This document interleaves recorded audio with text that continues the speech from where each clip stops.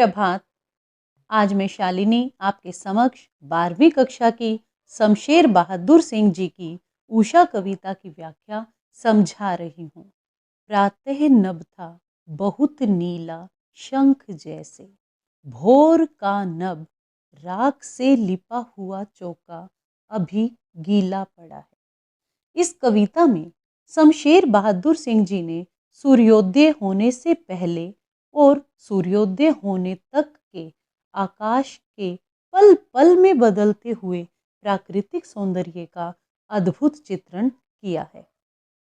यहाँ इन पंक्तियों में प्रातः नभ था बहुत नीला शंख जैसे, इसमें कवि यह कहते हैं कि प्रातःकालीन आकाश का रंग नीले शंख जैसे गहरे रंग का दिखाई देता है।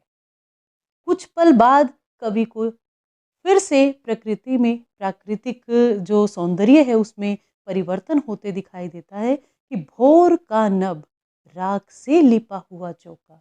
भोर अर्थात सवेरा होने से पहले आकाश का रंग गहरा नीले रंग, जो गहरा नीले रंग का आकाश दिखाई दे रहा था वह रंग अब फीका पड़ गया है। राख से लिपा हुआ चौका, राख से लिपा हुआ चौका अर्थात कुछ पल बाद कवि को आकाश ऐसा लगता है मानो किसी गृहिणी ने अपने चौके को, चौका अर्थात रसोई बनाने का स्थान जहाँ पर भोजन बनाया जाता है, अपने चौके को राख से लीप दिया हो। यहाँ पर पवित्रता का भाव है और वह चौका अभी गीला पड़ा है। अर्थात यहाँ कवि वातावरण की नमी को भी दिखाना चाहते हैं कि सुबह सुबह के समय वातावरण में जो नमी होती है वो नमी यहाँ पर ये कहकर कि चौका अभी गीला पड़ा है, ये कहकर वो वातावरण की नमी को भी यहाँ पर दिखाना चाहते हैं। बहुत काली सिल जरा से लाल केसर से की जैसे धुल गई हो, सलेट पर या लाल खड़िया चाक मल दी हो किसी ने। यहाँ पर कवि ये कहना चाहते हैं कि अंधेरा काली सिल जैसा दिखाई देता है। काली सिल यहाँ पर आकाश, काली सिल अर्थात आकाश की कालिमा को यहाँ पर दर्शाया गया है काली सिल के माध्यम से, और सूरज की लाली केसर के समान दिखाई देती है। ऐसा बताया है कि बहुत काली सिल जरा से लाल केसर से की जैसे धुल गई हो।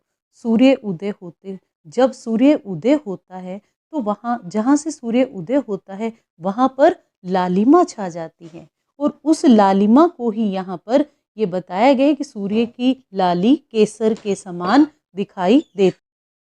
उस समय वातावरण ऐसा जान पड़ता है मानो किसी ने काली सलेट पर लाल खड़िया चाक मिट्टी मल दी हो।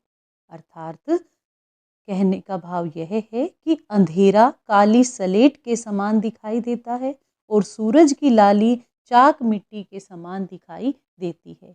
यहाँ पर कवि ने ग्रामीण परिवेश का चित्रण किया है। राख से लिपा हुआ चौका, बहुत काली सिल, सिलबट्टे का इस्तेमाल गांव में किया, ग्रामीण परिवेश में किया जाता है। सलेट और लाल खड़िया चाक आदि ये ग्रामीण परिवेश का यहाँ पर चित्रण किया है।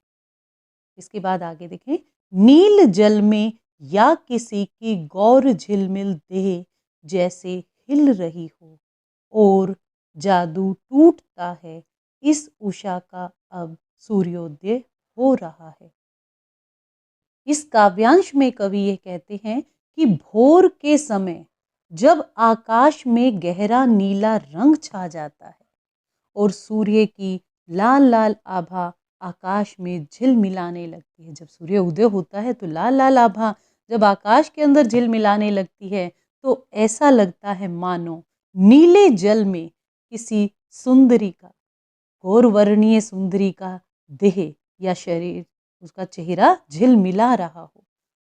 परंतु कुछ समय बाद जब सूर्य पूरी तरह से उदय हो जाता है तब उषा के पल पल बदलते रंगों का सौंदर्य एकदम से गायब हो जाता है। अर्थात सूर्य उदय हो जाने से प्रातःकालीन आकाश का सौंदर्य जो पल पल में बदल रहा था, पल पल में जो परिवर्तन हो रहा था, कभी आकाश नीले शंख जैसा दिखाई दे रहा था, कभी राख से लिपे हुए चौके के समान, कभी बहुत काली सिल के समान, कभी ऐसा लग रहा था कि आकाश पर लाल खड़िया चाक मल दिया हो, सलेट पर लाल खड़िया चाक मल दिया हो।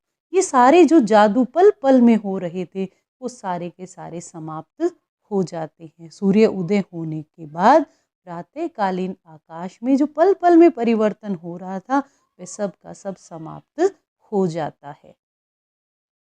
इस कविता में दृश्य बिंब का प्रयोग हुआ है, वर्णनात्मक शैली विद्यमान है, उत्प्रेक्षा अलंकार, उपमा अलंकार विद्यमान है, प्रसाद गुण सर्वत्र व्याप्त है।